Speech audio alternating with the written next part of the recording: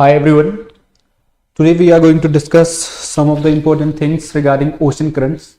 कि ocean current है क्या, कौन कौन से फैक्टर्स है जो ओशन करंट को इम्पैक्ट करते हैं और कौन कौन से ओशन करंट जो है हमारे एग्जाम पॉइंट ऑफ व्यू से इंपॉर्टेंट है। कई बार प्री में जो है डायरेक्टली पूछा जाता है कि कौन सा वार्म ओशन करंट है, कौन सा कोल्ड ओशन करंट है, किस तरीके से ये ओशन करंट जो है इम्पैक्ट करता है क्लाइमेट को, इंडियन मॉनसून को कौन सा ओशन करंट इम्पैक्ट कर रहा है। ठीक है, इनके ओरिएंटेड क्वेश्चन कई बार बन जाते हैं एग्जाम में। तो हमारी जो कोशिश है कि आप जो है एटलीस्ट जो इंपॉर्टेंट क्वेश्चंस इससे बनते हैं या फिर जो इंपॉर्टेंट करंट है उनके रिगार्डिंग आपको जानकारी हो। तो चलिए स्टार्ट करते हैं। ओशन करंट में सबसे पहले तो आपको ये पता होना चाहिए कि ओशन करंट है क्या। तो ओशन करंट जो है वाटर की मूवमेंट है, रिवर की तरह जो मूव करती है ना वाटर, तो वाटर की मूवमेंट है हमारे ओशंस के अंदर। तो एक स्ट्रीम्स के रूप में जो है ओशन मूव करता है, उसको ओशन करंट कहा जाता है। अब ये मूवमेंट क्यों होती है, कौन कौन से फैक्टर्स है जो जिसकी वजह से ये मूवमेंट होती है, तो उसमें जो है आपको टेम्परेचर एक फैक्टर दिखेगा कि टेम्परेचर वेरिएशन होता है ओशन करंट में। जो इक्वेटर के आसपास के ओशन करंट है वो ज्यादातर वार्म ओशन करंट होता है। अगर जो पोलर के रीजन में देखते हो आप, ऑब्वियसली ठंडा रीजन है, तो यहाँ पे ओशन करंट कैसे होंगे, ठंडे। तो एक तरीके से कहा जा सकता है कि टेम्परेचर इंपैक्ट करता है ओशन करंट को। ऐसे ही सैलिनिटी भी इंपैक्ट करती है ओशन करंट को। सैलाइन रीजन में जो है हमें देखने को मिलता है कि जो नॉन सैलाइन रीजन है या सैलाइन रीजन है उनके बीच ट्रांसफर होता है वाटर का। ठीक है, तो सैलिनिटी में भी डिफरेंस देखने को मिलता है, उसकी वजह से भी ओशन करंट इंपैक्ट होता है, उनकी डायरेक्शन इंपैक्ट होती है। विंड तो है ही, ट्रेड विंड है या फिर जो वेस्टर्लीज है, ईस्टर्लीज है, जो परमानेंट विंड है वो ओशन करंट को इंपैक्ट करती है। ठीक है, ट्रेड विंड तो इवन बूस्ट करती है, हमारा जो मानसून आता है ओशन करंट को उसकी तरफ मूव करती है। यहाँ पे हमें देखने को मिलता है कि विंड का भी एक रोल है। ऐसे ही कॉरियोलिस फोर्स जो रोटेशन ऑफ अर्थ की वजह से पैदा हो रही है वो भी एक बहुत इंपॉर्टेंट फैक्टर है जिसकी वजह से ओशन करंट मूव कर रहे हैं। सन की presence obviously heating and cooling में हमें देखने को मिल रहा है। ऐसे ही ट्रोपोग्राफी ऑफ ओशन फ्लोर भी इंपैक्ट कर रही है ओशन करंट को। ठीक है, ओशन करंट के फ्लो को। जनरली जो ओशन करंट को क्लासिफाई किया जाता है warm ocean current and cold ocean current. जो कोल्ड ओशन करंट है वो कोल्ड रीजन से ऊपर की तरफ आ रहे हैं या फिर यहाँ पे आपको देखने को मिलेंगे मतलब इक्वेटर की तरफ, पोलर बेल्ट से। और जो वार्म ओशन करंट है वो आपको या इक्वेटर पे या फिर इसके सराउंडिंग में आपको चलते हुए दिखेंगे। एट द सेम टाइम इनकी मूवमेंट आपको पोलवर्ड्स देखने को मिलेगी। ठीक है, जनरली जो है इनकी डायरेक्शन इस तरीके से होती है। अब ओशन करंट्स में कौन कौन से ओशन करंट किस तरीके से है, तो सबसे पहले तो वार्म और कोल्ड ओशन करंट का आपको एग्जैक्टली पता होना चाहिए कि कौन सा ocean current warm ocean current है और कौन सा ocean current cold ocean current है। ये डायरेक्टली क्वेश्चन कई बार प्री में पूछा जाता है। आपको क्वेश्चंस में एग्जांपल दिए होंगे, जैसे फॉर एग्जांपल कैलिफोर्निया दिया होगा, अलास्का दिया होगा, ठीक है, लेब्राडोर दिया होगा और कैनरी दिया होगा और पूछा होगा कि which of the following is warm ocean current. Simple question कि भाई इनमें से कौन सा वार्म ओशन करंट है। अब ये जो नाम है ना, आपने ज्यादातर ये नाम नहीं सुने होते या फिर ऐसा सुना होता है कि ये नाम जो है पोलर रीजन में है, टेम्परेट रीजन में है, इस तरीके से। अब अलास्का का ये एक बेसिक आइडिया होना कि ये वार्म ओशन करंट है थोड़ा डिफिकल्ट सा लगता है, बिकॉज अलास्का खुद कहाँ लाई कर रहा है रीजन, ये कोल्ड रीजन में लाई कर रहा है। लेकिन यहाँ पे जो करंट चल रहा है, जो ओशन करंट चल रहा है वो वार्म ओशन करंट है। तो उसका आइडिया होना, उसका आइडिया जो है आप तब समझते हो जब आपको पता चलता है कि यहाँ से जो स्ट्रीम जा रही है, यहाँ से जो वार्म ओशन की स्ट्रीम जा रही है ना, बिकॉज ये पैसिफिक ओशन है, यहाँ पे भी पैसिफिक ओशन का पार्ट है। तो ये जो स्ट्रीम है आगे जाके ये जो है इसी का पार्ट है अलास्का। ठीक है, आगे जाके नॉर्थ जो पैसिफिक करंट है इसका ही पार्ट हमें देखने को मिलता है अलास्का करंट। तो ऑब्वियसली ये वार्म ओशन करंट है बिकॉज ये स्ट्रीम जो है एक वार्म स्ट्रीम का पार्ट है। ठीक है, तो इस तरीके से आपको पता होना चाहिए बेसिक। तो क्वेश्चन ऐसा भी फ्रेम होता है। इसी तरीके से हमें जो है एक जानकारी, बेसिक जानकारी होनी चाहिए कि जो इक्वेटर के आसपास के करंट है, जैसे इक्वेटोरियल करंट हो गया, काउंटर इक्वेटोरियल करंट हो गया, नॉर्थ इक्वेटोरियल करंट हो गया, साउथ इक्वेटोरियल करंट हो गया, सेम चाहे इंडियन ओशन की बात करें, अटलांटिक ओशन की बात करें, पैसिफिक ओशन की बात करें, सेम चीजें जो है ये सारे करंट जो है जो इक्वेटर के आसपास के ये वार्म ओशन करंट होता है।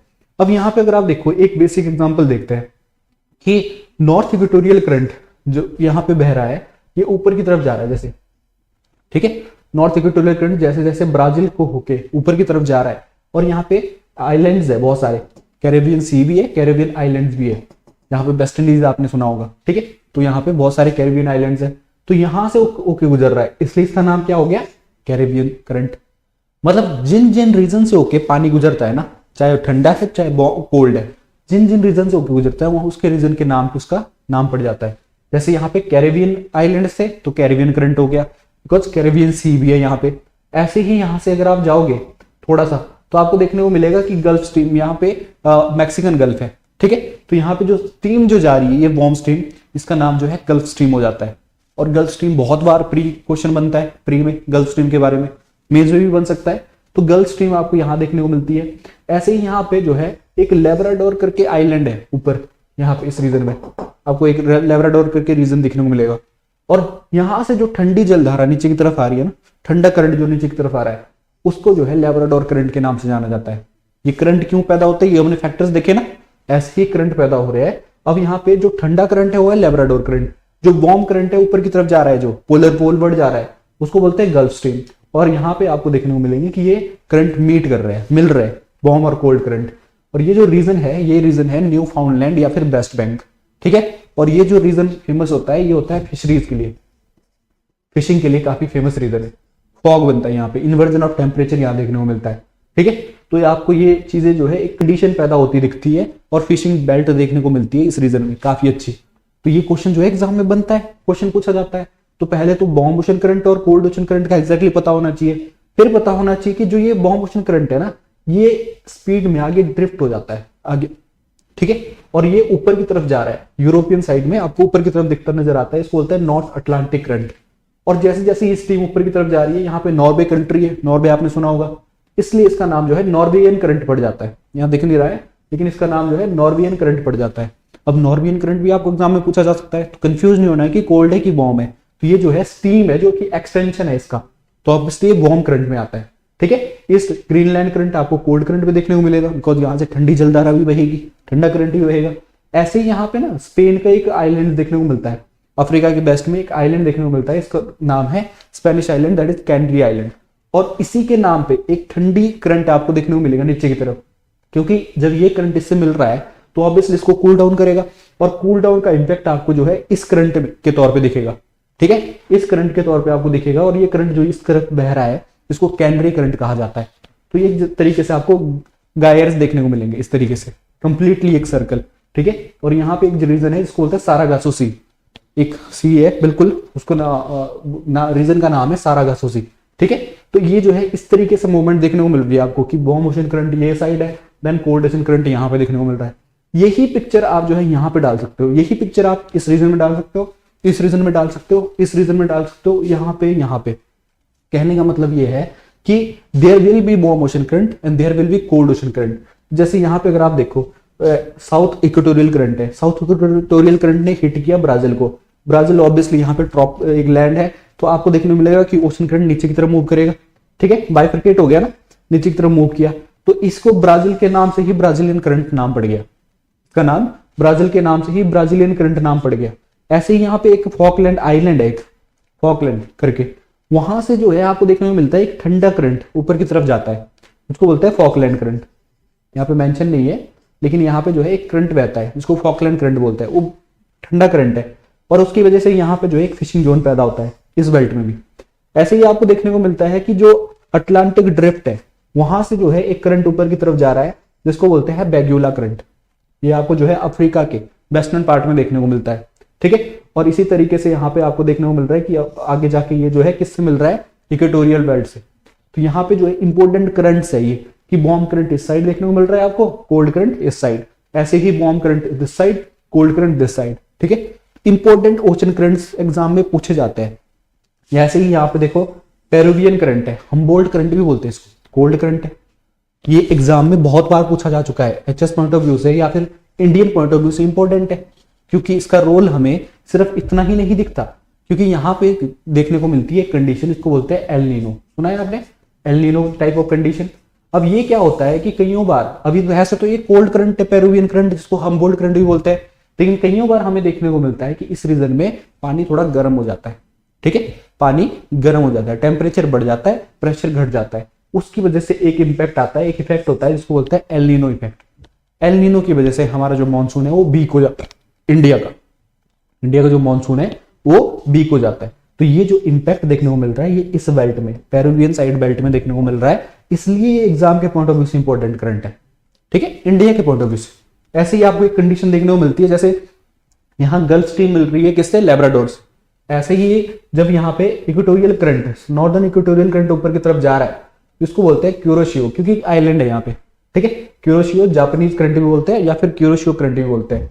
ऐसे ही जो ऊपर से एक ठंडा करंट आ रहा होता है उसका नाम जो है ओयाशियो करंट है, ठीक है। और यहाँ पे जो जहां पे करंट मिल रहे हैं वहां पे फिशिंग जोन बनाते हैं, वही फिशिंग जोन जो कि इस तरीके से यहाँ पे बन रहा था। तो फिशिंग ग्राउंड कहाँ बन रहे हैं दुनिया में, जहां पे करंट्स मिल रहे हैं, कोल्ड करंट और वार्म करंट। और इनके डायरेक्टली नाम आपको प्री में देखने को मिलेंगे। क्यूरोशियो करंट कैसा है, वार्म है कि कोल्ड है। ओयाशियो करंट कैसा है, वार्म है कि कोल्ड है, ठीक है। आगे जाके ये स्ट्रीम किस तरीके से अलास्का करंट में तब्दील हो रही है, मैंने आपको ये पहले बता दिया। ऐसे ही यहाँ पे देखो मोजाम्बिक आइलैंड या फिर मोजाम्बिक कंट्री मेडागास्कर के पास ही, तो यहाँ से एक जो है आपको देखने को मिल रहा है एक करंट जिसको बोलते हैं मोजाम्बिक करंट। ऐसे ही आपको जो है देखने को मिल रहा है आगे जाके एग्युलास करंट के तौर पे यही करंट। तो बॉम्ब जो वाटर बह रहा है उसको जो है मोजाम्बिक करंट भी कहा जाता है या फिर एग्युलास करंट भी कहा जाता है इंडियन ओशन के अंदर इस साइड, ठीक है। इसी के ऑपोजिट अगर आप देखो जो वेस्टर्न साउथ इंडियन करंट है ये बहने को बहता हुआ दिखता है आपको, जो कि एक तरीके से एक्सटेंशन है अटलांटिक सर्कम पोलर करंट की, ठीक है। तो यहाँ पे आपको एक करंट देखने को मिल रहा है जो कि आगे जाके वेस्ट ऑस्ट्रेलियन करंट के तौर पे जो है ठंडा करंट ऊपर की तरफ आ रहा होता है, ठीक है। और ईस्टर्न साइड में अगर आप देखोगे ऑस्ट्रेलिया के तो आपको जो है नॉर्थ से साउथ की तरफ जो है करंट का मूव करता हुआ दिखेगा, इसको बोला जाता है ईस्ट ऑस्ट्रेलियन करंट। तो कई बार बच्चे ना इसमें कंफ्यूज हो जाते हैं, बिकॉज एग्जाम में पूछा जाता है कि east Australian current warm current है कि कोल्ड करंट है, waste Australian current warm current है कि कोल्ड करंट है। तो एग्जैक्टली आपको पता होना चाहिए कि ईस्टर्न साइड वार्म करंट है और वेस्टर्न साइड कोल्ड करंट है। तो ये जो करंट्स है ना, इनके बारे में जो इंपॉर्टेंट करंट्स है ये आपको बताया मैंने, इनके बारे में क्वेश्चन जो है बहुत बार प्री में पूछा जा चुका है और बहुत बार जो है इनके ओरिएंटेड जो है मेंस में भी क्वेश्चन फ्रेम किया जाता है कि फिशिंग ग्राउंड कहाँ बनते हैं, क्या क्या फैक्टर रहते हैं। तो जो फैक्टर आपको जो ओशन करंट के फॉर्मेशन में दिख रहे हैं, कहीं ना कहीं फिशिंग ग्राउंड के फॉर्मेशन में भी वो फैक्टर दिखते हैं। कहीं ना कहीं ओशन करंट किस तरीके से वर्ल्ड ओवर डिवीजन है और किस तरीके से जो है वर्ल्ड हीट बैलेंस में एक इंपॉर्टेंट रोल प्ले कर रहे हैं, उनमें आपको सिग्निफिकेंस दिखता है, ठीक है। तो इस तरीके से जो है आपको फ्रेम किया जा सकता है क्वेश्चन, और इन ओशन करंट्स के बारे में आपको थोड़ी बहुत जानकारी होनी चाहिए। तो आई होप इस वीडियो से आपको थोड़ा बहुत पता चला हो और आप जो है सीखे हो, ठीक है। That's it from my side, thank you and have a nice day.